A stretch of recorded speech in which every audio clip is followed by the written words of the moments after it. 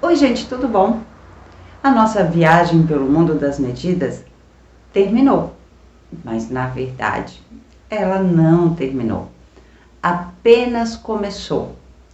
Estudaremos e utilizaremos as medidas por toda a nossa vida.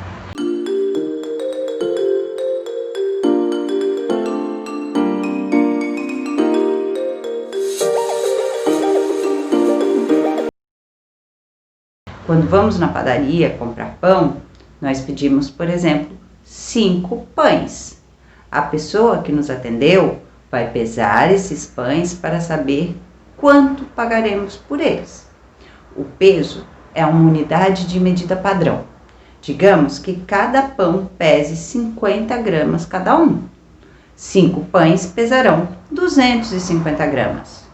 Os pães que compramos diariamente podem variar o peso e o formato, mas 250 gramas é 250 gramas em qualquer lugar do mundo, porque o peso é uma medida universal, uma medida padrão.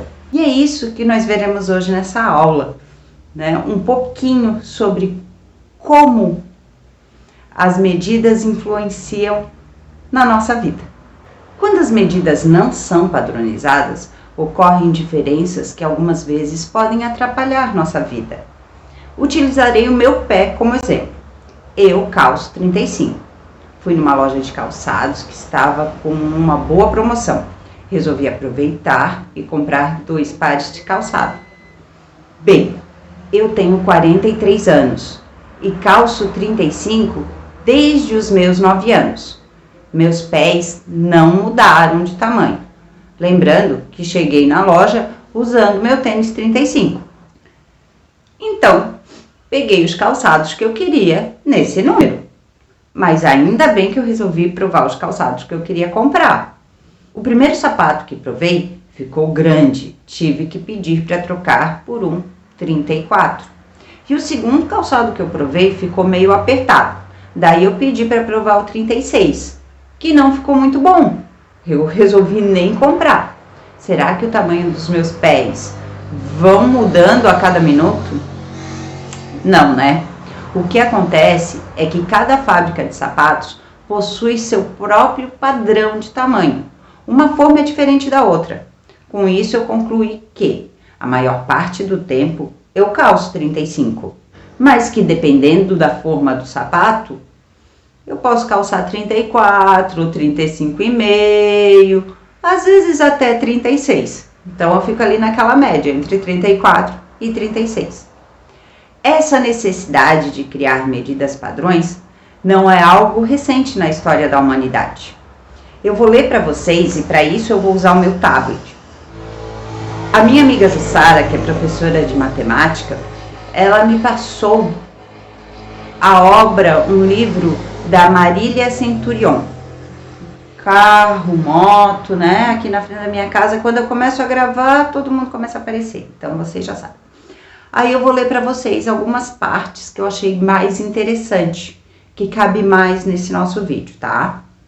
Vou usar o tabletzinho para não me perder.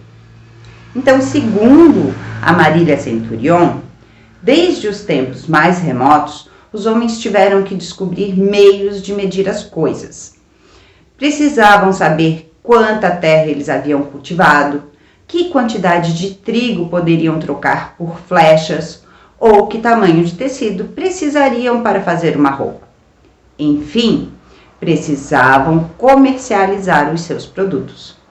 As primeiras unidades de medida que o homem utilizou foram baseadas no seu corpo. Tomava o comprimento do seu pé, ou do seu palmo, ou da sua passada, ou a grossura do seu dedo. Outras vezes usavam uma vara como unidade padrão, ou ainda a quantidade de terra que podia preparar em um dia com seu arado. Mas essas maneiras de medir eram muito confusas. Existiam mãos de tamanhos diferentes e dessa forma, um mesmo comprimento tinha medidas diferentes expressas em mãos, o que dificultava a comunicação entre as pessoas. O processo de medição precisava ser melhorado e o homem sentiu necessidade de medidas padrão, que fossem mais universais. Ao longo da história da humanidade foram várias tentativas, erros e acertos, até que chegamos às medidas padrões que temos nos dias atuais. 1 metro é 1 metro no Brasil e em qualquer lugar no mundo. A mesma coisa acontece com o peso, o volume e a capacidade. Você deve estar se perguntando, para que essa professora está falando tudo isso? E eu vou continuar a falar mais umas coisinhas. No Brasil e em muitos países do mundo, usamos o sistema decimal de numeração. Lembram? Decimal vem de 10. Nós contamos de 10 em 10. Eu vou ler para vocês mais um pedacinho do livro da Marília Centurion. Quando nos deparamos com perguntas do tipo: quantos alunos há nessa classe? Obtemos uma resposta contando os alunos. Como cada aluno é um todo, não podemos contar uma fração de aluno. Para contar pessoas, utilizamos os números naturais. E nossa resposta não poderia ser, por exemplo, há 35 alunos e meio. Dizemos que a quantidade de pessoas é um todo descontínuo ou discreto, pois pessoas são contadas uma a uma. Contamos, como já vimos, para responder a pergunta quantos.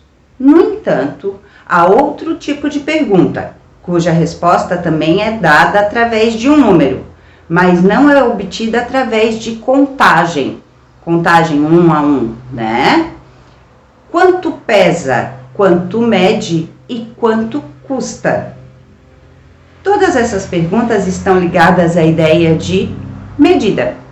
Se quisermos, por exemplo, determinar o comprimento de uma corda, não devemos mais contar, pois a corda não é composta de unidades separadas. É um todo contínuo. Devemos, pois, medi-la. A palavra medir tem sua origem no latim, metire, cujo significado é determinar a extensão por comparação. Geralmente medimos grandezas contínuas tais como massa, volume, comprimento, sendo que a unidade padrão utilizada na comparação deve ser da mesma natureza da quantidade a ser medida. Se eu vou medir comprimento, não é a mesma coisa, eu não posso usar peso para medir comprimento, né?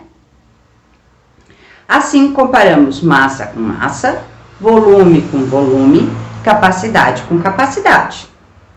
E quando medimos, podemos ter apenas parte de um todo. Podemos fracionar ou dividir a unidade de medida que estamos utilizando. Agora estamos chegando onde eu quero. Dividir ou fracionar. A palavra fracionar lembra o quê?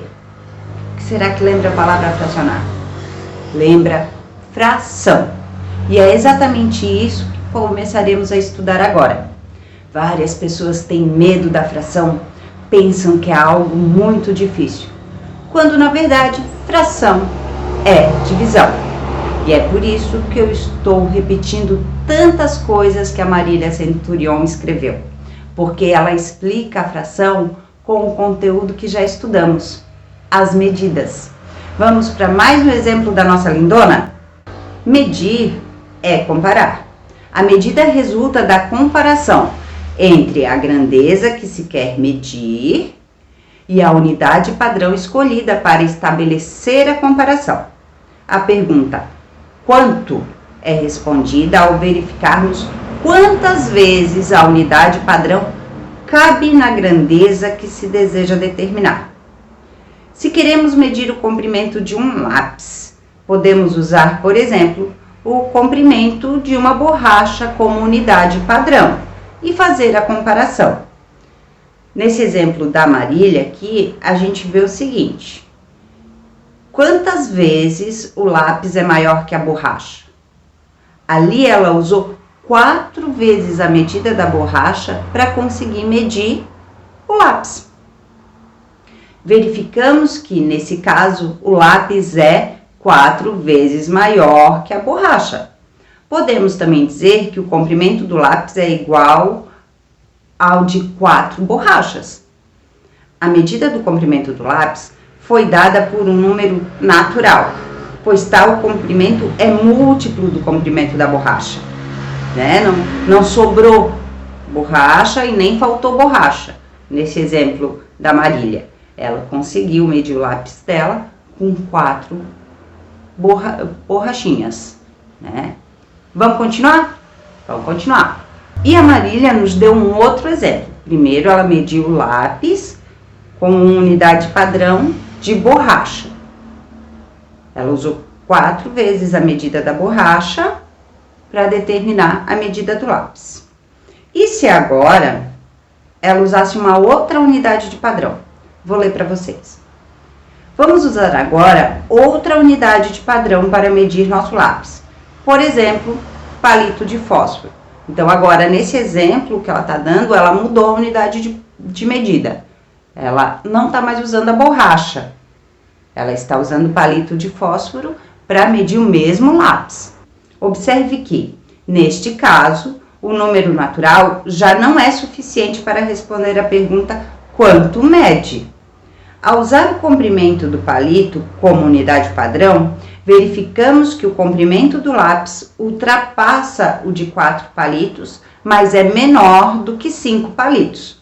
O comprimento do lápis é igual a 4 palitos mais uma parte de um outro palito. O homem vem se deparando com situações desse tipo há milhares de anos. Por isso, teve necessidade de criar um novo tipo de número, os números fracionários, que indicam a parte de um todo. Agora já sabemos que um número natural é um número inteirinho.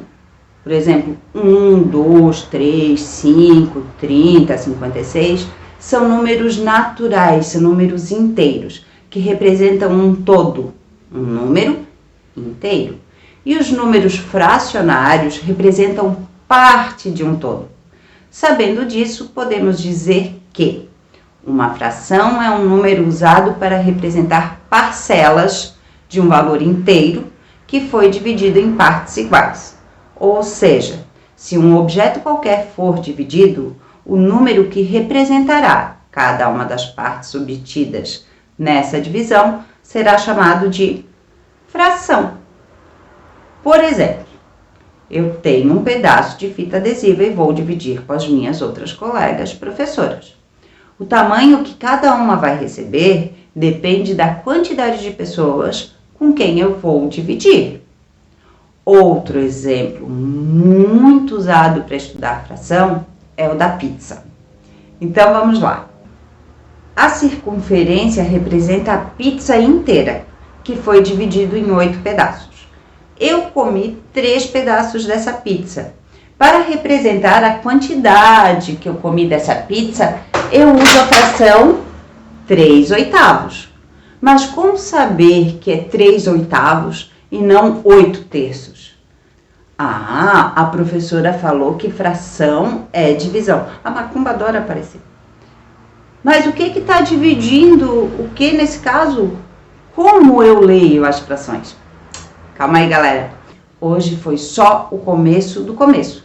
Na nossa próxima aula, continuaremos nossos estudos sobre essa lindeza chamada fração. E aprenderemos a escrever e a ler frações e o que cada termo significa. E por aí vai. Eu já estou me preparando para a gente trabalhar a fração até o final do ano.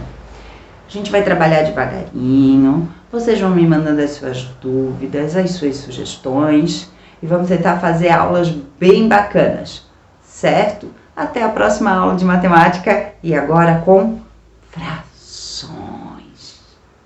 Beijo, tchau!